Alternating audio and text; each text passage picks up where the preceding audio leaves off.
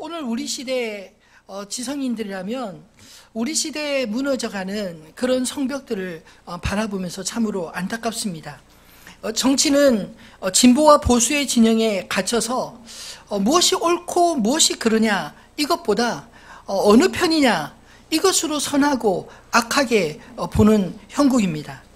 한치의 양보도 없이 진영 논리에 빠져있는 정치인들에게서 이 나라의 미래가 잘 보여지지 않습니다.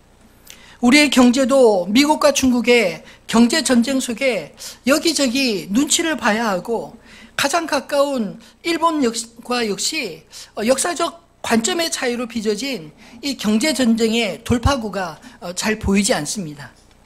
문화적으로는 코피 풀린 망아지처럼 도덕적 불감증이 확산되고 있습니다. 모든 것이 상대화되어 버린 현대사회의 비극은 지켜야 할 아름다운 것들조차 사라져버리고 있다는 것 아닐까요? 옳고 그름은 이제 편함과 불편함으로 대치되는 세상입니다.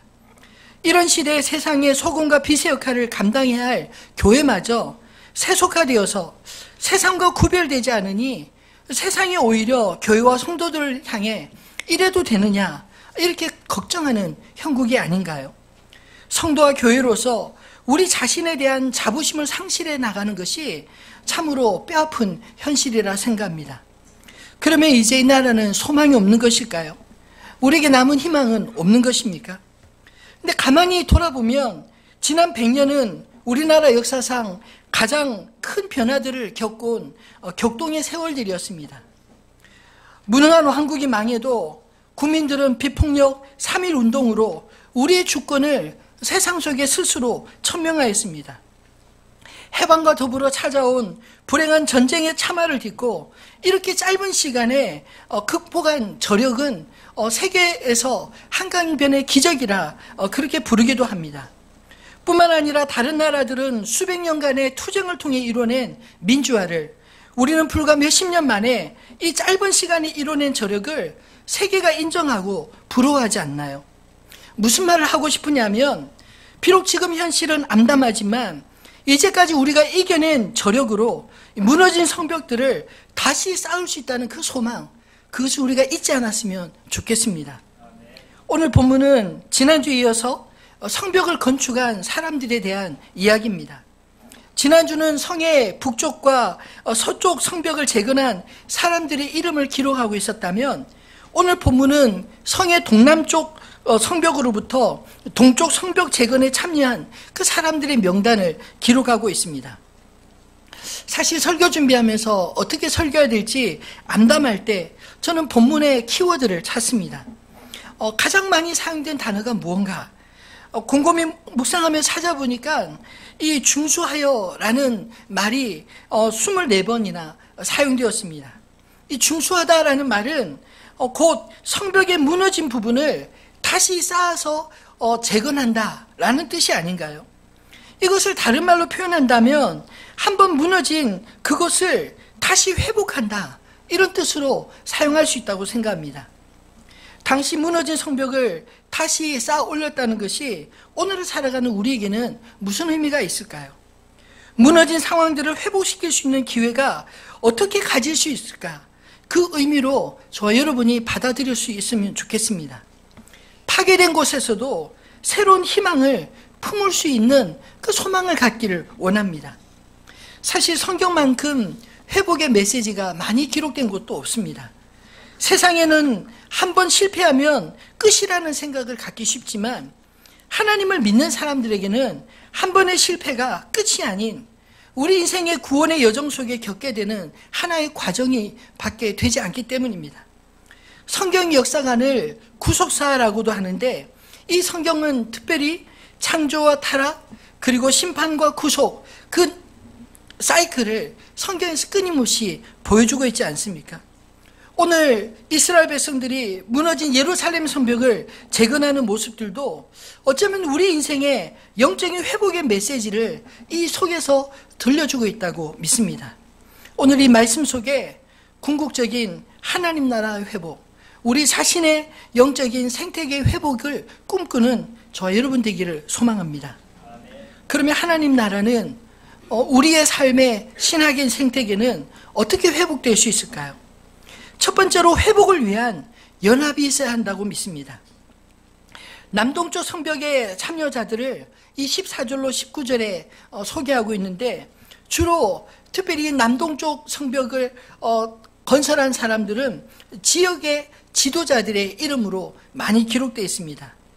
분문에서 군기고 맞은편까지 사실 가장 파괴가 심한 곳들이었기 때문에 아마 많은 사람들이 동원되었는데, 그들이 이끌었던 지도자들과 함께 그 백성들이 참여했다는 뜻 아닐까요? 특별히 그 이름들을 보면 베닥게림의 지방을 다스리는 레갑의 아들 마기야, 미스바 지방을 다스리는 고로세의 아들 살룬, 벳술 지방 절반을 다스리는 아수북의 아들 느헤미야, 그리고 그일라 지방 절반을 다스리는 하사바, 그일라 지방 절반을 다스리는 헤나닷의 아들 바웨, 미스바를 다스리는 예수아의 아들 에셀. 각기 다른 지역에서 올라와서 자기의 구역을 맡아 성벽을 재건하는데 서로 다툼 없이 연합하였기에 함께 무너진 성벽들을 이어갈 수 있었던 게 아닐까요?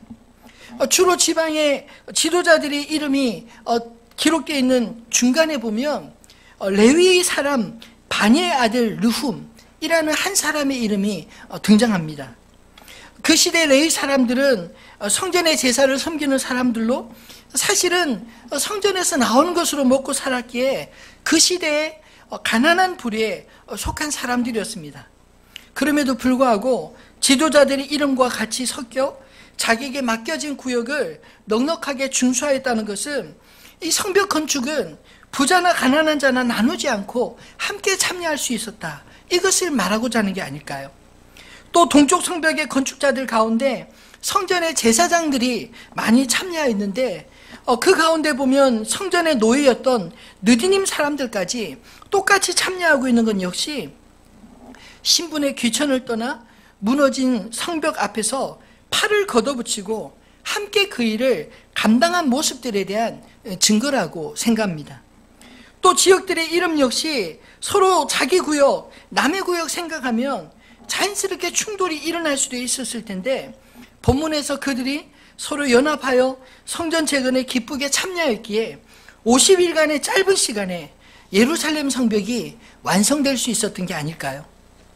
느헤미야가 각자 구역을 나누어 주어서 공사를 하게 하였는지, 아니면 각자가 자기가 할 수 있는 분량만큼 자기 구역을 정하고 공사를 이어가서 완수하였는지 정확하게는 알 수 없지만, 그러나 중요한 것은 그들이 하나로 연합하여 이 모든 일을 능히 감당했다는 것입니다.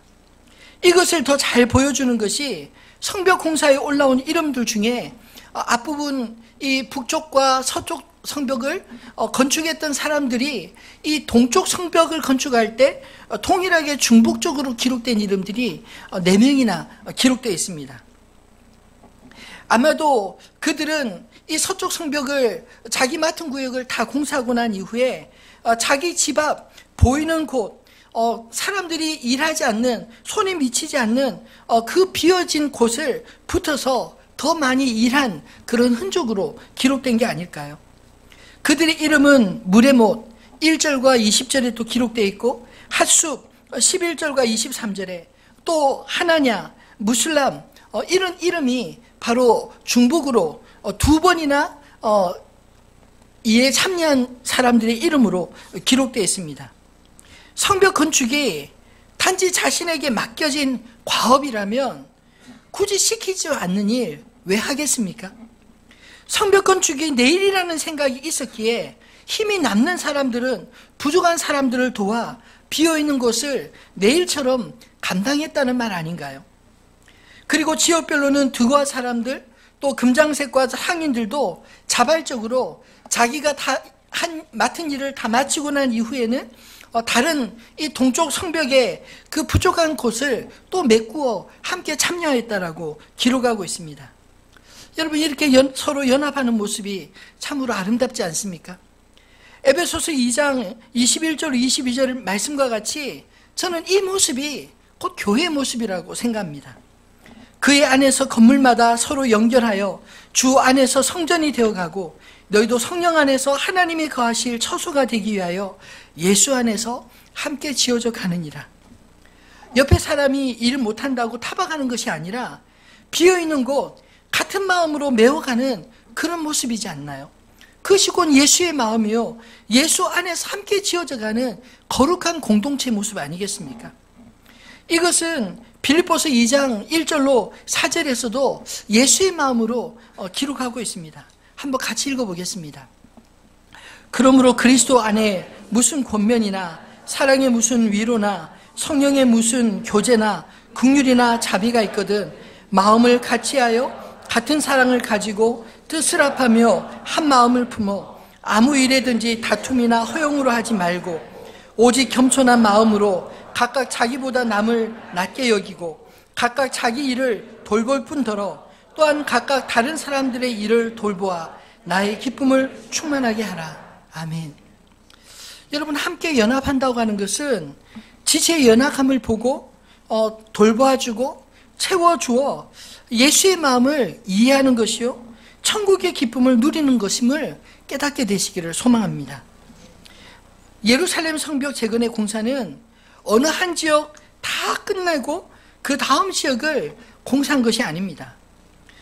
때문에 이 예루살렘 성벽의 이 재건 공사는 동시에 자발적으로 이루어지지 않으면 이 완성되기가 어려운 것입니다. 그래서 모든 사람의 협력이 얼마나 중요한지 모릅니다. 만약 내가 맡겨진 나의 구역을 책임지고 감당하지 못한다면 그 부분 여전히 비어있는 곳이요 여전히 적이 침투하기 쉬운 그런 무너진 성벽이지 않겠습니까? 그래서 각자 맡겨진 그 구역을 자기가 잘 감당해야만 비로소 성벽이 하나로 완성이 되는 것입니다. 하나님 나라를 건설하는 일도 저는 이와 같다고 생각합니다. 하나님 나라는 어느 한 부분이 완료되고 그 다음 부분은 순서를 기다려서 건설하는 것이 아닙니다.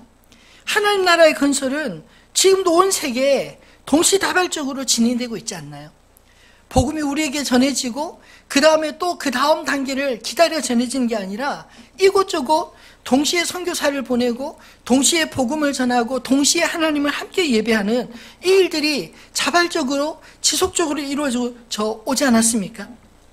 우리 각자가 맡은 자리에서 하나님 나라를 이루도록 우린 최선을 다해야 할 것입니다. 뿐만 아니라 다른 성도들과 함께 연합함으로 하나님 나라로 함께 빚어져가는 그런 기쁨을 맛보아야 할 것입니다. 만약 우리가 맡은 구역에서 최선을 다하지 못한다면 하나님 나라는 온전하게 세워질 수 없습니다.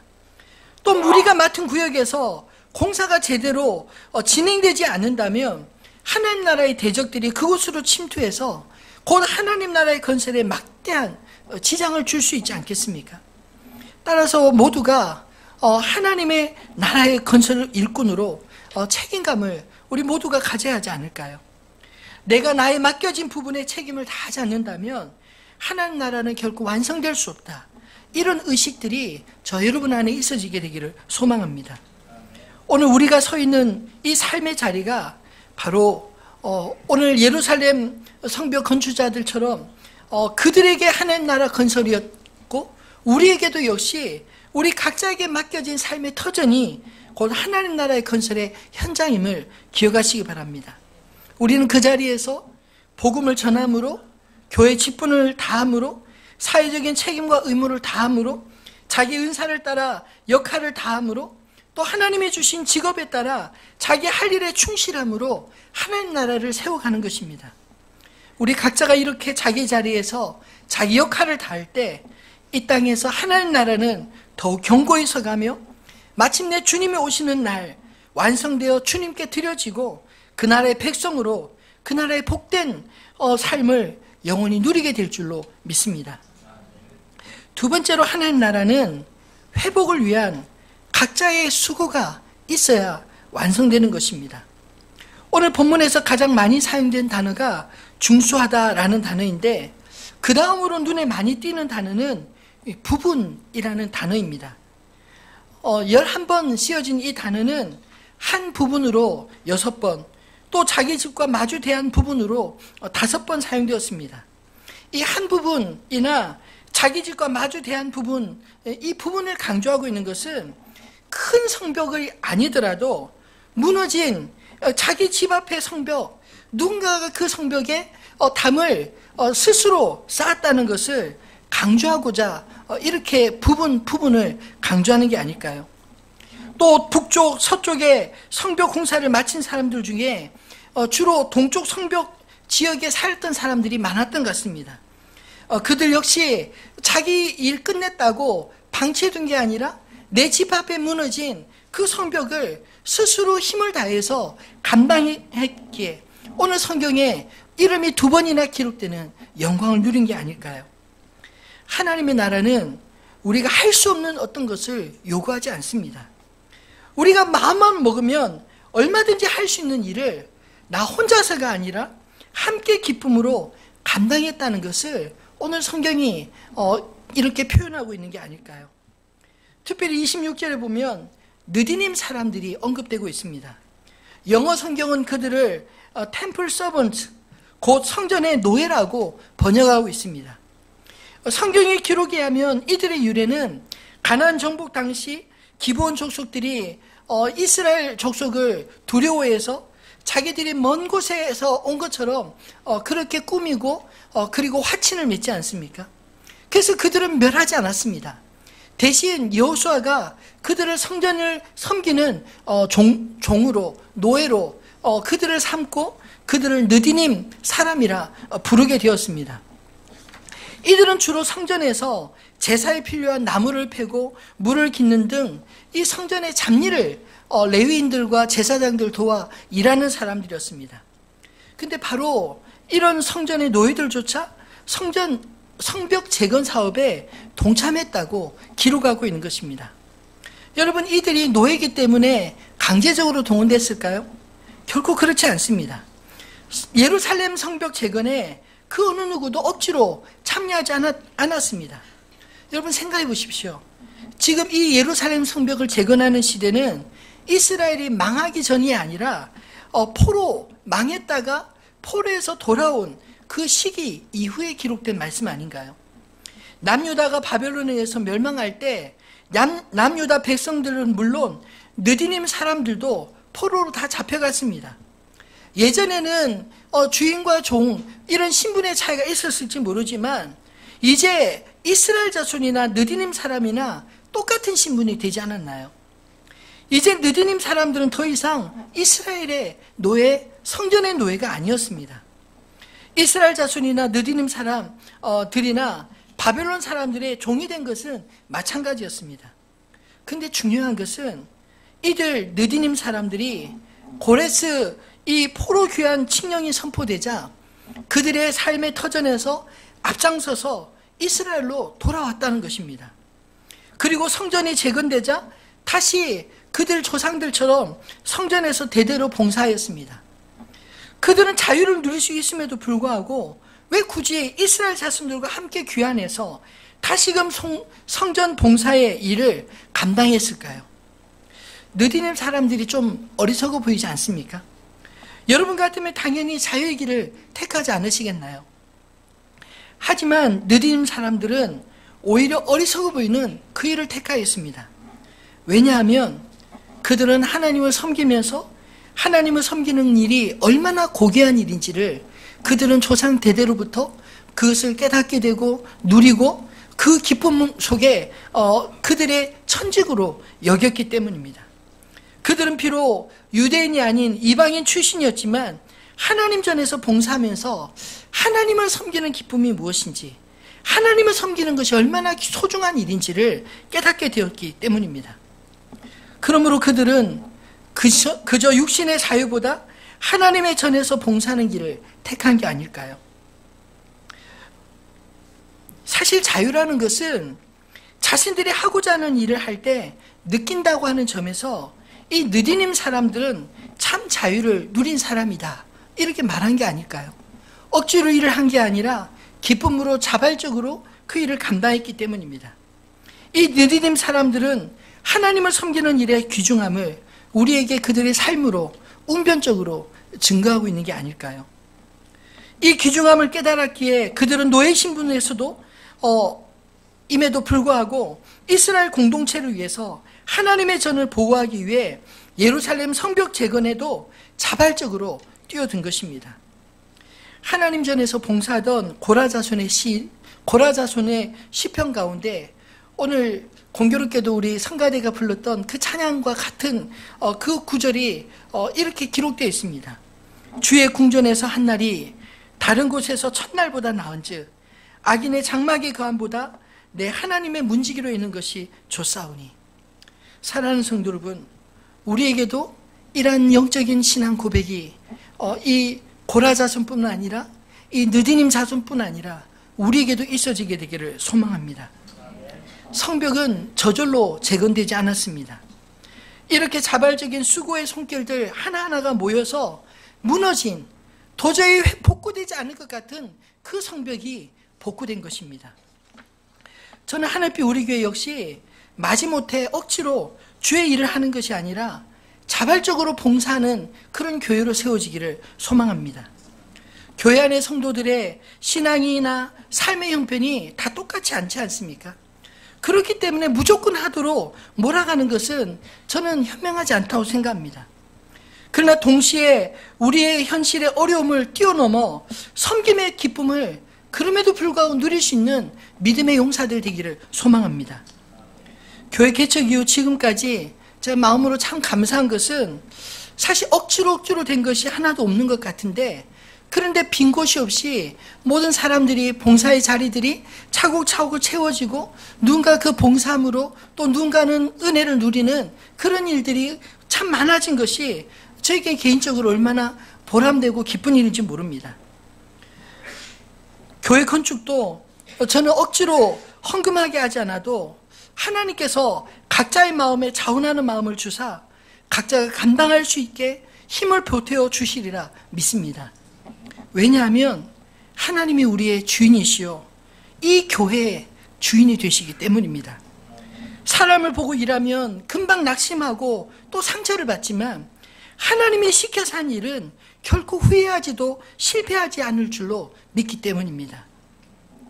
하나님께서 우리 공동체에 필요하기에 교회를 건축하기도 하시고 또 우리의 신앙의 생태계를 든든히 세워가실 줄 믿습니다. 바라기는 하나님의 일, 하나님이 주시는 힘, 하나님이 공급하시는 능력으로 자원함으로 다 감당하여서 주님의 기쁨에 함께 참여하는 영광을 저와 여러분 모두가 누릴 수 있게 되기를 진심으로 축원합니다. 말씀을 맺겠습니다. 저는 말씀을 묵상하면서 재건이라는 단어, 새로이 건축하는 무너진 곳을 다시 쌓는 이 재건이 회복과 같은 단어라는 것을 깨닫게 되었습니다. 여러분, 회복, 재건 이 자체가 복음이지 않나요?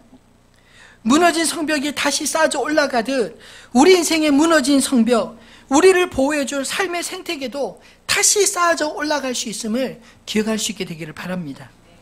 앞에서도 잠깐 언급한 것처럼 성경의 역사는 창조, 타락, 심판, 구속으로 이어지는 구원의 역사입니다.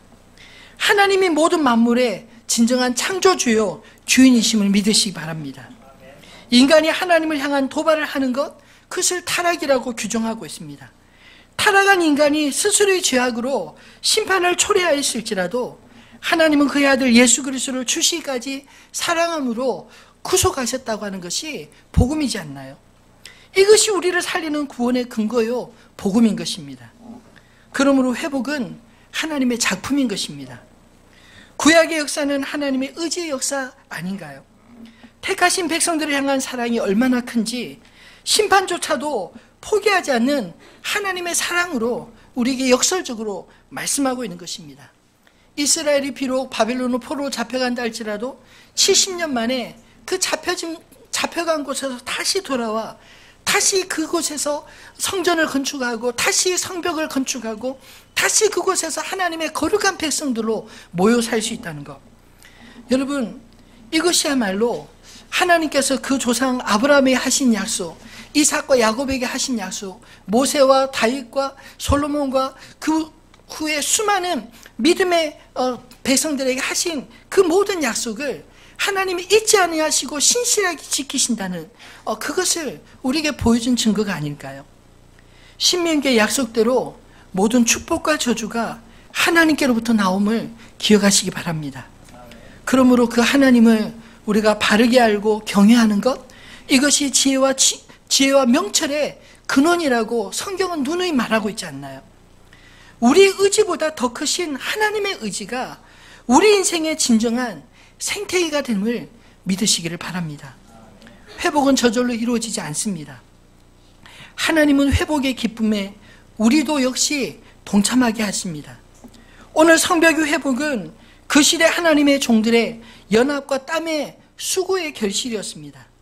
무너진 성에서 살아가는 비참한 현실도 함께 경험하고, 그리고 함께 연합하여 함께 수고함으로 성벽이 다시 재건되는 그 기쁨과 그 열매도 함께 누리게 하신 것, 그게 하나님의 은혜가 아닌가요? 하나님이 다 하실 수 있음에도 불구하고 왜 그의 종들을 불러 일하게 하십니까? 하나님의 하실 일에 증인이 되도록 우리를 부르신다고 믿습니다. 오늘 무너진 예루살렘 성벽을 건축한 자들을 주님이 친히 기억하시고 성경에 그 이름을 기록함으로 남기신 것은 그들의 수고를 잊지 아니하신다는 메시지도 한편으로 있지만, 또 하나 그들이 그 시대에 하나님의 역사의 증인이라는 메시지를 우리에게 전하기 위함 아닌가요? 여러분, 그냥 성벽 무너진 거 쌓는 게 뭐가 어렵냐 생각할지 모르지만, 아니요. 이제 다음 주부터 살펴보게 돼 이 4장부터 7장까지 예루살렘 성벽이 그냥 지어진 게 아닙니다. 엄청난 그런 방해와 위협과 핍박이 있었음에도 불구하고 그들의 마음이 하나가 될 수 있었던 것, 그것은 하나님께서 그들의 마음을 감동시키시고 그들에게 용기를 주시고 네헤미야를 중심으로 하나가 되어서 하나님을 향한 일을 감당하기 때문 아닌가요? 사실 사람을 바라보고 일을 하다 보면 이 일을 하다가 중도에 포기하고 다툴 일이 얼마나 많은지 모릅니다. 그럼에도 불구하고 오늘 이 느헤미야 시대에 예루살렘 성벽을 건축한 것은 하나님이 친히 감동하시고 하나님께서 친히 그들로 일하게 하시고 힘을 주시고 능력을 주시고 자원하는 마음을 주셔서 하나님의 나라에 세워가는 그 일에 함께 동참케 하신다는 것을 우리에게 보여주고자 하는 게 아닐까요? 바라기는 우리 시대에 하나님 나라 회복을 위해서 함께 부름받은 우리 역시 연합함으로, 또 각자 맡겨진 자리에서 수고함으로 땀의 열매를 함께 나누는 은혜가 저 여러분 안에 충만하게 경험되어질 수 있기를 주님의 이름으로 축원합니다. 오늘 주신 이 말씀을 기억하면서 우리들의 찬양에 나와 있지 않는 새로운 찬양입니다. 주는 이 도시의 주, 주님의 주권을 인정하며 이 찬양 함께 가사를 묵상하며 찬양하겠습니다.